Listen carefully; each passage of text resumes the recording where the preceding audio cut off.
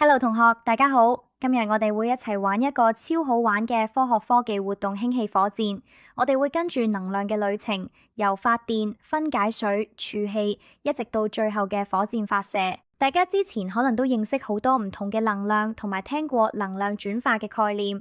今日我哋就會親身實現能量轉化，仲會認識一種新嘅能源。準備好未啊？我哋開始。大家有冇試過吹脹個氣球之後放手？個氣球係咪會飛走？點解呢？因為入邊嘅氣向後衝出去，反而推動氣球向前飛。其實火箭都係同一個原理。火箭底部有好多個噴嘴，會噴出好多高溫高壓嘅氣體向後衝，就會產生向前嘅推力。呢個就係牛頓第三定律。每一個作用力都有一個大小相等、方向相反嘅反作用力。簡單講，你向後噴得越勁，向前飛得越快。好啦，同學，相信你哋都好想快啲玩到呢個氫氣火箭。但係喺我哋正式組裝火箭裝置之前，我想先同大家講解一下，今日我哋會進行一段點樣嘅能量轉化旅程。我想大家留心聽每一個過程，等陣火箭正式發射之前，你哋就會明白氫氣火箭嘅力量係點樣一步一步產生出嚟嘅。首先，我哋會用特製嘅手搖發電機去發電，之後用呢啲電去進行水電解，將水分解成氫氣同氧氣。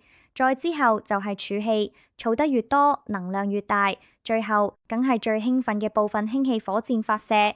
今日呢個活動會將你哋之前學過嘅能量轉化完全實現出嚟。你哋會親眼見到能量由一個形態變成另一個形態，真係超級有趣。好啦，準備好未？我哋繼續落去呢。喺開始組裝之前，不如我哋大家好快睇一次成個組裝流程影片先呢。影片嘅最後都有火箭發射嘅示範。雖然唔係威力最強嘅，不過都可以俾到大家一個概念，發射時候嘅狀況會係點樣，大家留心。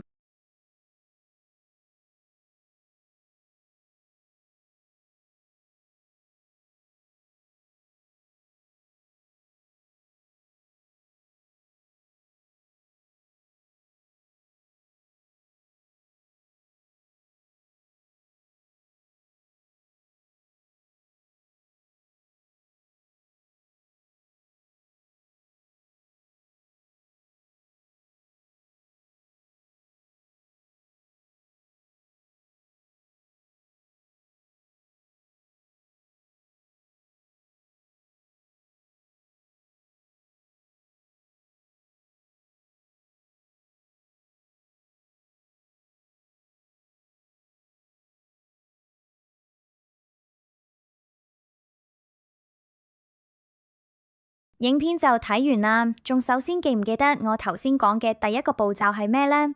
就係用手搖發電機去發電，所以我哋第一個會組裝嘅部件係手搖發電機。呢個部分係我哋氫氣火箭活動入邊嘅第一步，用嚟產生電力，幫助分解水。咁我哋即刻開始啦。首先，我哋要安裝手搖柄，你會見到手搖柄有兩個卡扣，要對準齒輪盒上面嘅細孔。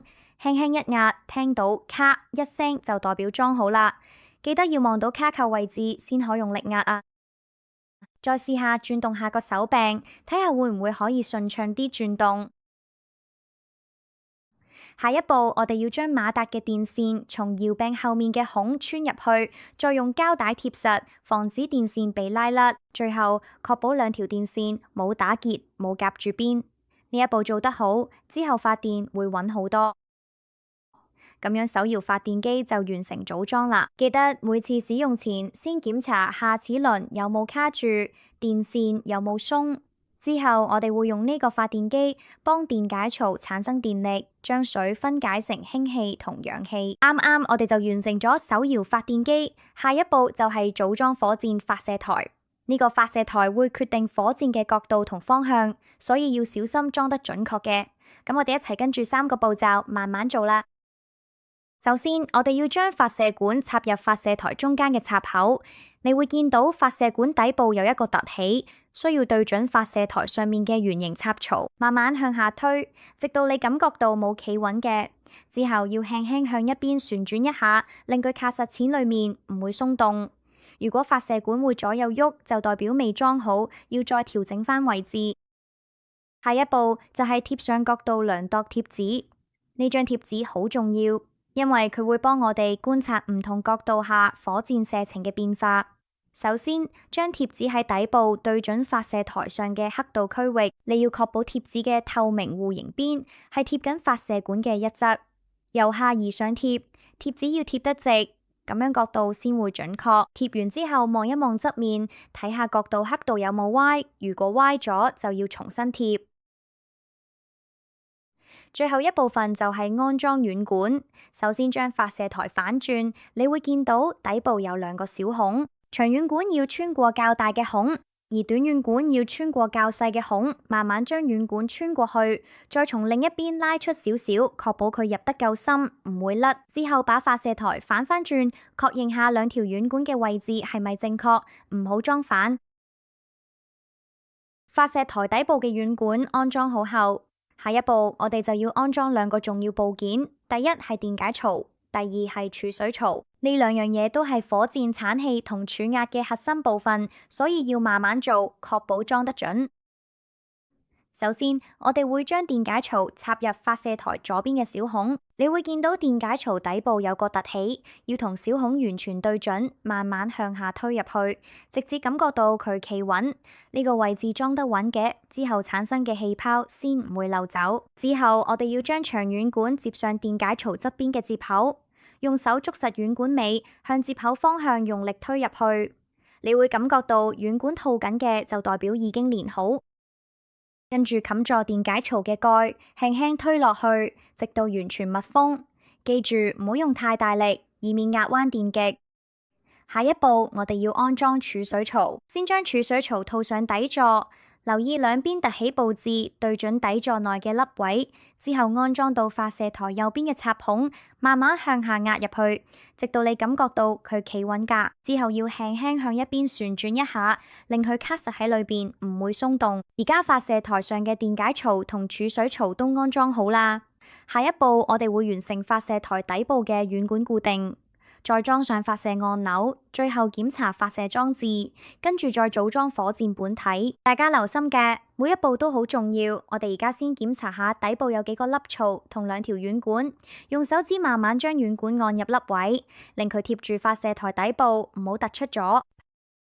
排好軟管之後，轉翻正個發射台，你會見到前面有一個圓形位置，呢度就係放發射按鈕嘅地方。先揾出說明書入邊畫咗發射按鈕零件，將零件對準按鈕上嘅孔，由上而下慢慢壓入去。壓嘅時候可以用手指公同食指夾住按鈕外圈，直到聽到輕微嘅咔一聲，代表卡緊嘅。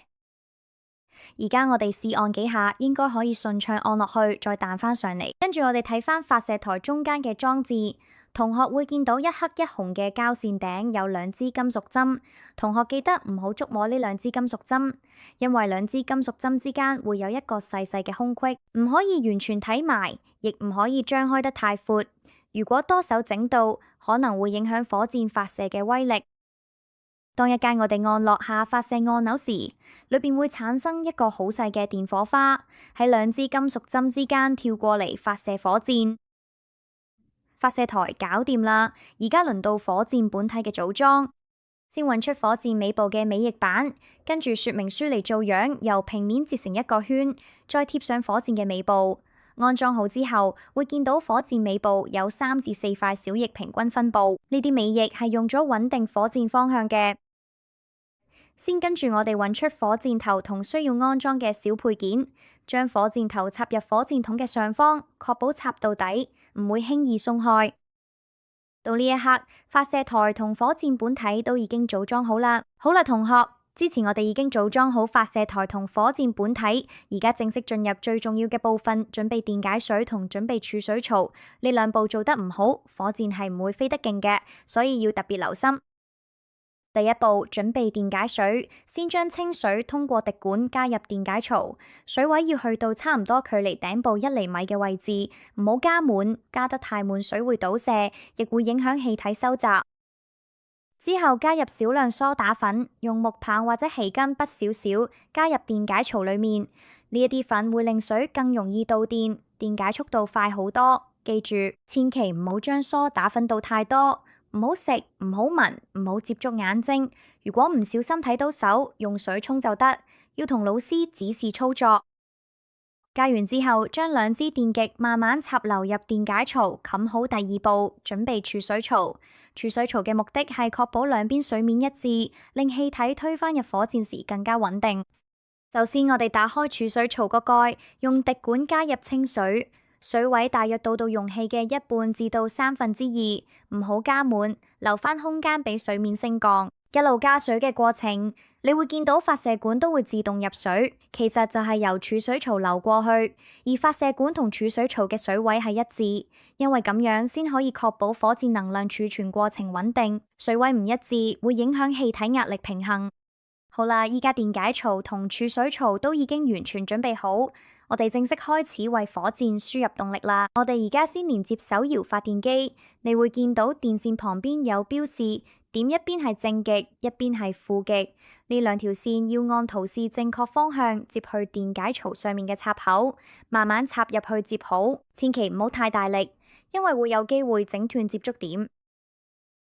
跟住我哋將火箭直立插入發射管上面，用手捉住火箭尾部，慢慢將火箭放落發射管頂部嘅開口度，要垂直插入。火箭插到管口，感覺到有少少緊就停，唔好再大力壓落去，以免壓彎內部結構。而家我哋可以轉動手搖發電機手柄，令電力送入電解槽。留意轉動嘅速度快一啲，會令電解效果更快見效。不過同學謹記動作唔好太大，避免因轉動嘅動作而導致發射台不穩。當水開始電解，大家會觀察到產生氣泡。你會見到電解槽裏面嘅兩支金屬棒附近開始出現大量氣泡。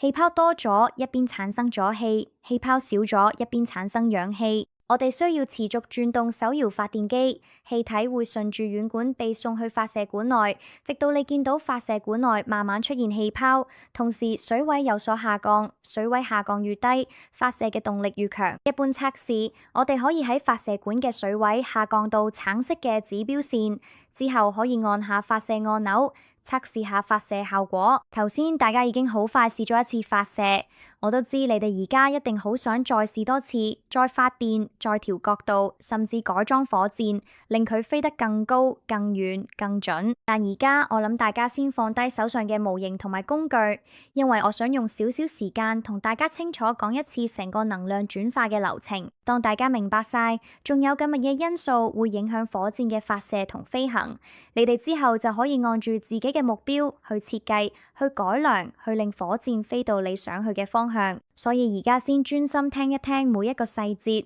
等陣再一齊實驗，再挑戰。喺呢個活動當中，我哋係通過轉動手、搖動手柄，手嘅力量會推動裏邊嘅齒輪，齒輪帶動線圈旋轉，產生電能。搖得快，電流就會多；搖得慢，電流就少。而電流會經過電解槽入邊嘅兩支電極，令水分子分解成濁氣同埋氧氣。雖然話搖得快，電流就會多，但都要緊記手搖時動作要穩定，避免用力過度突然拉扯，以免令電線鬆脫、接觸不良甚至拉斷。電解水嘅時候，氣嘅產量會比氧氣多大約2倍。同學可以睇住兩邊嘅氣泡數量，就會知道邊邊係冧氣，邊邊係氧氣。而呢個過程，其實我哋已經將電能轉成化學能。之後火箭發射嘅時候，化學能會再轉做動能，推動火箭升空。大家都要留意，裝置入邊有一條導氣管，將氮氣同氧氣密封輸送到發射管內。密封做好重要，因為氣體唔漏就可以做到壓力夠，而壓力夠嘅話，火箭先飛得高；壓力唔夠嘅話，火箭會飛得低或者飛唔起。佢哋都提到，鈉氣同埋氧氣會沿住導氣管進入發射管內。當發射管入邊嘅氣體越積越多，就好似吹氣球嘅壓力越大，力量越強。另一方面，儲水槽係做乜嘢呢？儲水槽係一支裝水嘅觀察管，用嚟幫助觀察水位升降，亦可以攞到氣泡進入同排出，水位保持穩定，有助火箭平均儲氣水面升降，顯示氣體壓力嘅變化。簡單嚟講，儲水槽就係用嚟平衡壓力，確保發射時推力穩定。而最後發射按鈕就係一下子釋放氣體嘅按壓裝置。當你按落去，發射管內嘅氣體瞬間衝出，同時令火箭底部嘅雷電發生器啟動，模擬點火嘅效果。當氣體急速噴出，形成強勁推力，火箭就會被推上天空。呢度就係化學能嘅同樣轉化成動能火箭升空嘅過程啦。成個火箭發射其實係一個好完整嘅能量轉化示範，由你搖開始到火箭升空，每一步都代表住一種能量嘅改變。你搖手柄係機械能，機械能變成電能，電能令到水電解變成化學能，最後化學能轉做火箭升空嘅動能。當你明白晒呢條能量鏈，就會知道邊一步做得唔好，火箭都可能飛唔高。所以每一步都好重要。喺多位同學，如果我哋想火箭飛得更高、更遠、更準，有啲咩方法可以做到呢？大概會有4個重要嘅因素。首先，第一樣，發射角度。火箭放喺發射座上面，要望住你想打中嘅目標。每次發射之前都要釐清楚角度啱唔啱，角度啱嘅火箭先會飛得準。第二樣係儲氣量，你搖得越多次，產生咗濕氣同氧氣就越多，壓力越大，推力就越強。其實你哋可以試下記錄，搖10次、20次、30次，喺同一個角度之下，睇下火箭飛得有咩唔同。呢個就係能量輸入同埋輸出嘅關係。第三樣，原來按發射按鈕嘅速度都會影響發射力度。如果你一下子快啲按落去，氣體突然釋放，推力會比較大；如果慢慢睇按，推力就會細啲。呢個都值得你哋一齊觀察比較。最後第4樣就係火箭改裝，唔同嘅尾翼、唔同嘅火箭形狀同重量都會影響火箭嘅飛行軌跡。改得啱，火箭可以飛得更遠、更穩定。所以如果你睇想挑戰邊個飛得最遠，改裝火箭係好重要嘅一部分。總結一下，角度、儲氣、按掣、改裝都會令到火箭嘅飛行有唔同效果。等等，你哋就可以親自試，睇下邊種方法最啱你嘅火箭。